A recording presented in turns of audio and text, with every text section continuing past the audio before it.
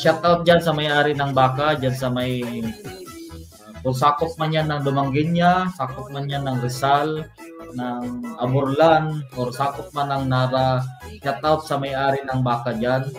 Sa naka-disgrasya kay Ayan Perez. Yan. Miguel, shoutout sa'yo. Sana makonsensya ka naman. Yan, sa may-ari ng baka, shoutout sa'yo. Diyan sa Nara, Palawan at sa Aburlan. Kung sakop man yan ng Aburlan o sakop man ng Nara, shoutout sa'yo, sa may-ari ng baka. Makonsensya ka naman po. Maawa ka naman sa nabiktima ng alaga mong baka. Maawa po kayo, makonsensya po kayo. Ayan, shoutout dyan sa lahat sa Pilipinas. Yan, magandang gabi sa inyong lahat, sa aking mga kamag-anak, sa aking mga kapatid, dyan sa bayan ng Nara, sa lalawigan ng Palawan. Magandang gabi sa inyong lahat. At Miguel, shoutout sa inyong lahat. At sa mga kapatid ko dyan sa Manila, magandang gabi sa inyo at lagi kayong mag-iingat. Lalo na yung panahon ngayon dyan, mag-iingat sa mga heat stroke, diba? Pag-init, medyo kailangan ng lagi tubig. Lagi kayong uminom ng tubig, lagi kayong bumaon ng tubig para hindi kayo ma-dehydrate or ma-stroke. Ayan, sa mga kwan pala, ayan, tulad sa Nara, sa bayan namin, itong topic na to, yung mga kwan, sa may-ari ng may mga alagang hayop diyan sa lalawigan ng Palawan o kahit sa lalawigan diyan sa Pilipinas. Yung may mga alagang hayop tulad ng kalabaw, baka, kambing, or mga aso. Ayan po sa inyo, please lang po shoutout po sa inyong lahat. Sana naman po huwag niyong pabayaang nakabitaw ang inyong mga hayop. Obligasyon niyo po yan. Obligasyon niyo silang talian.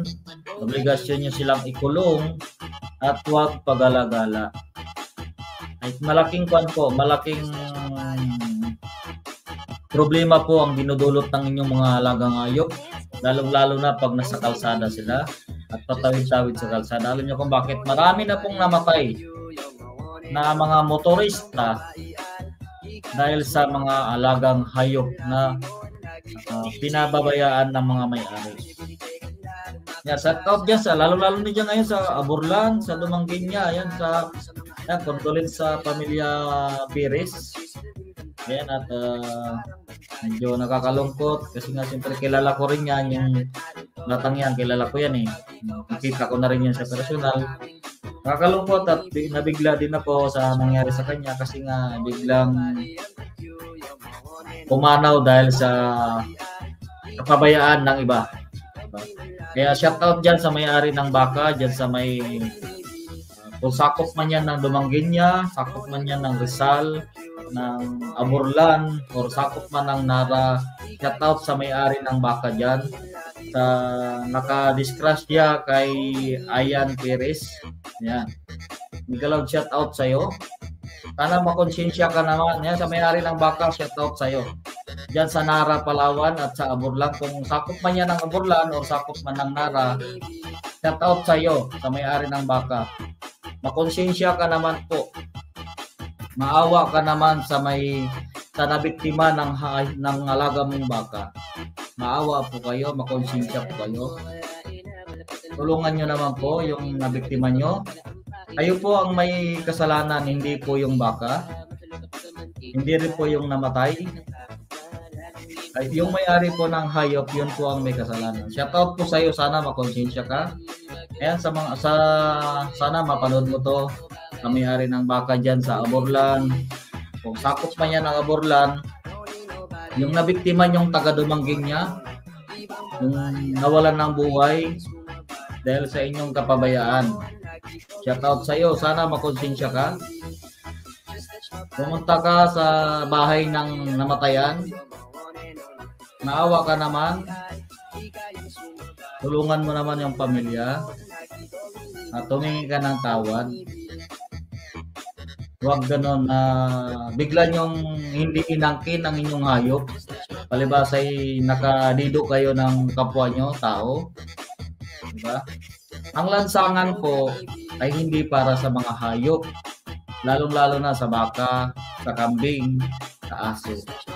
Obligasyon po ng may-ari na nakatali o nakakulong ang inyong mga alagang hayop. Obligasyon nyo po yan. At pag may nangyari sa mga dumadaan sa kalsada, kasalanan nyo po yan. Obligasyon nyo rin po yung panagutan ang nangyari sa taong nabangga ang inyong hayop. Yung hayop po walang kasalanan. Kasi wala naman yung pag-iisip na hindi naman nila alam na makakadiskrasya sila pag tumawid sila sa kalsada. Pero yung may-ari ng hayop, lalong-lalo na yung baka, alam mo, pag tumawid yung hayop mo sa kalsada, alam mo na pwedeng makadiskrasya ng iba. Diba? Kasi maraming nagmumotor dyan. Tulad ko, halos isang taon may yata ako dyan, pamotor-motor, papunta ng Dumanguinya. At ilang beses na rin ako muntik makabunggo ng baka. Diba? Muntik nakabangga ng kalabaw. Sana naman po, huwag nyo lang hintayin na may mabiktima pang iba.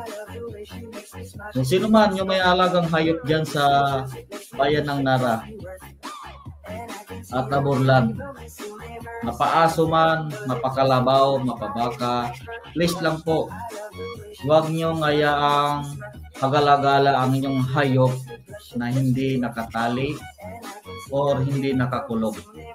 Huwag nyo pong hintayin na marami pang buhay ang mawawala dahil sa inyong kapabayaan. Kaya shout out sa may-ari ng baka yan sa bayan ng Aburlan, sa bayan ng Nara. Ayan, lalong-lalo na sa may-ari ng baka na nakadido, nakadali, kay Ayan Perez. Sana naman po makonsensya ka.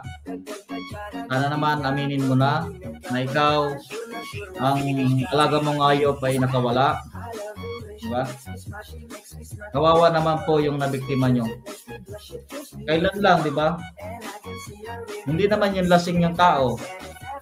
Kaya lang, siyempre, pag hindi niya in-expect na may tatawid na hayop kasi nga, talahiban, kugunan yung gilid niyang palayan na yan, ng farm na yan, puro po yung may mga kakahuyan, may mga kugon, hindi nila kaagad napapansin. Kaya sana naman po, makonsensya yung may-ari ng baka na nabangga ni Ayan Perez. Sana naman po, makonsensya ka. Maawa ka sa nabiktima ng baka mo. Sa totoo lang, ikaw po yung may kasalanan, hindi po yung baka. Makonsensya ka naman at mahiya ka naman sa sarili mo na sana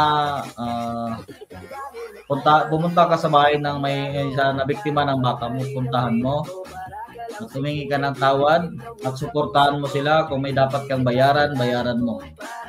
Mahiya ka naman ho.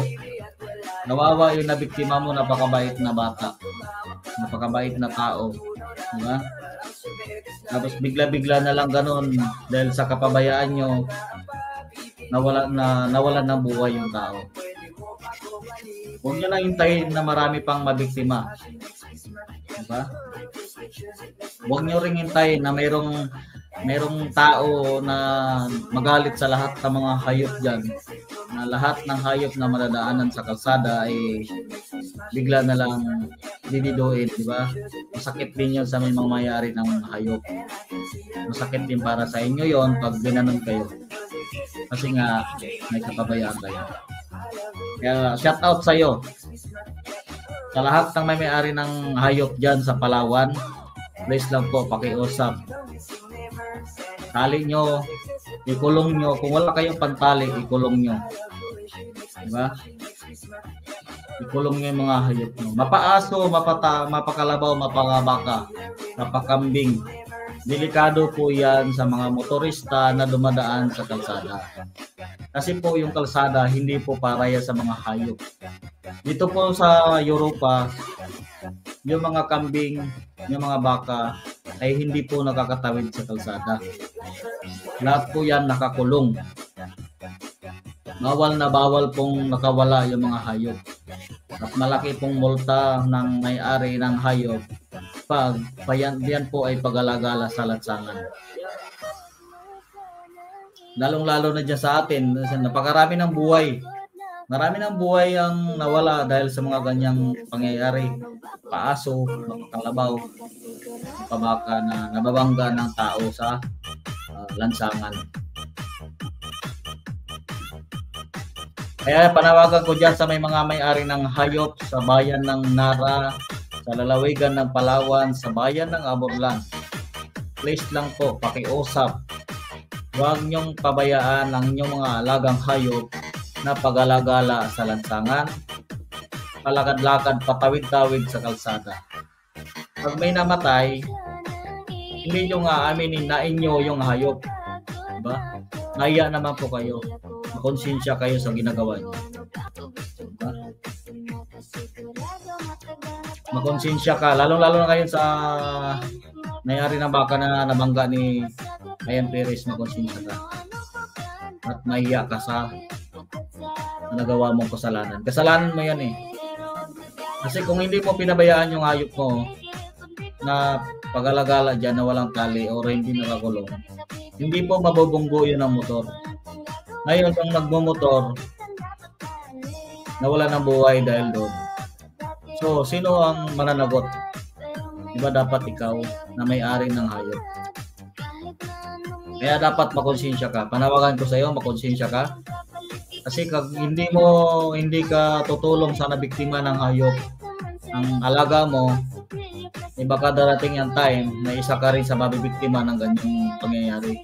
At itanggi rin nila kahit hindi kaya isa rin sa pamilya mo na makabunggo ng hayop. At ganun din mangyayari at tinanggi rin. Doon mo rin maramdaman kung gaano kahirap sa pamilya na mawalan ng buhay, mawalan ng kapamilya. Payo ko sa'yo, umamin ka na, humingi ka ng tawad sa nabiktima ng hayop mo, at panagutan mo yung kasalanang nagawa mo. Makonsensya ka naman. Huwag nyo nang hintayin pa na bumalik sa inyo at magkaroon din kayo ng karma. Baka pag kinarma kayo at sa pamilya mo rin nangyari na makabunggo rin ng hayop at idininay rin sa inyo, di ba, na hindi sila ang may-ari, manggagalaiti rin kayo sa galit. Kaya habang kailangan pa ng pamilya ng namayapa ang inyong suporta, ang inyong pag-amin at ang inyong paghingi ng tawad, gawin nyo na habang hindi pa huli ang lahat.